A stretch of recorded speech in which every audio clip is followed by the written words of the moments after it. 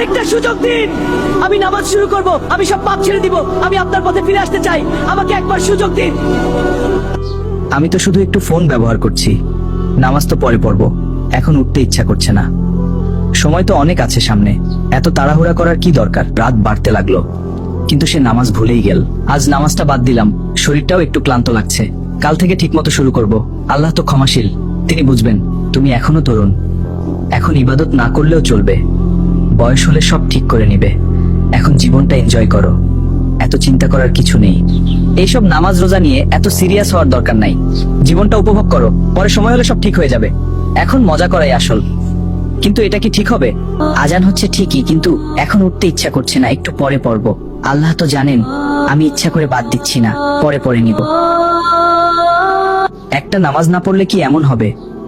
সবাই তো মাঝে মাঝে মিস করে, আমি একা না। কাল থেকে ঠিকমতো শুরু করব। আজ একটু রেস্ট নেই। ভিতরে ভিতরে একটা অপরাধ বোধ তাকে কষ্ট দিতে লাগলো। আগে আমি নিয়মিত নামাজ পড়তাম, এখন কেন জানি আর মন চায় না। আমি কি ধীরে ধীরে আল্লাহ থেকে দূরে চলে যাচ্ছি? আমি কি সত্যিই সুখে আছি? এত কিছু করার পরেও কেন শান্তি পাচ্ছি না? মনে হচ্ছে কিছু একটা হারিয়ে ফেলেছি। রাত যত গভীর হলো তার অস্থিরতা তত বাড়তে লাগলো। আজ খুব অস্থির লাগছে, বুকটা কেমন চাপচাপ করছে। মনে হচ্ছে কিছু একটা ঠিক হচ্ছে না, হয়তো ঘুমালেই সব ঠিক হয়ে যাবে।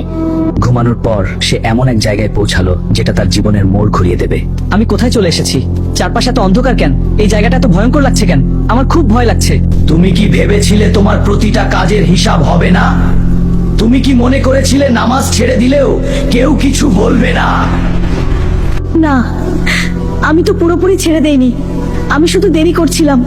আমি ভেবেছিলাম পরে সব ঠিক করে নিব। আমি তো ইচ্ছা করে করি নাই। শাস্তির ভয়াবহতা তার সামনে ফুটে উঠল। শয়তান তোমাকে বলেছিল, কিন্তু সময় তো শেষ হয়ে যায়। যখন মৃত্যু আসে তখন আর ফিরে আসার সুযোগ থাকে না। হে আল্লাহ, আমাকে আরেকটা সুযোগ দিন। আমি নামাজ শুরু করব, আমি সব পাপ ফিরে আসতে চাই, আমাকে একবার সুযোগ দিন। আমি আমার ঘরে, কিন্তু এত বাস্তব লাগছিল, মনে হচ্ছিল সব সত্যি। আল্লাহ আমাকে হয়তো সতর্ক করলেন। এইটা কোনো সাধারণ স্বপ্ন না, এটা আল্লাহর পক্ষ থেকে একটা বার্তা। আমি যদি এখন না বদলাই তাহলে আমার শেষটা খুব খারাপ হবে। অনেকদিন পর সে নিজে থেকেই নামাজের জন্য দাঁড়ালো। হে আল্লাহ, আমি আপনার কাছে ফিরে আসলাম। আমি অনেক গুনাহ করেছি, আমাকে মাফ করে দিন। আমাকে সঠিক পথে চলার তৌফিক দিন।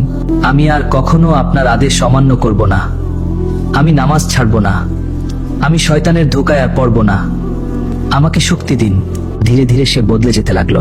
শয়তান সবসময় ছোট ছোট পাপ দিয়ে শুরু করায়, তারপর ধীরে ধীরে মানুষকে পুরো পথভ্রষ্ট করে দেয়। তাই এখন থেকেই সাবধান থাকতে হবে বলে। শেষটা এখানেই না, এটা ছিল নতুন জীবনের শুরু। যদি সত্যিই বাঁচতে চান তাহলে আজ থেকেই আল্লাহর পথে ফিরে আসুন। নামাজ, কোরআন আর তওবাই আমাদের একমাত্র মুক্তির পথ।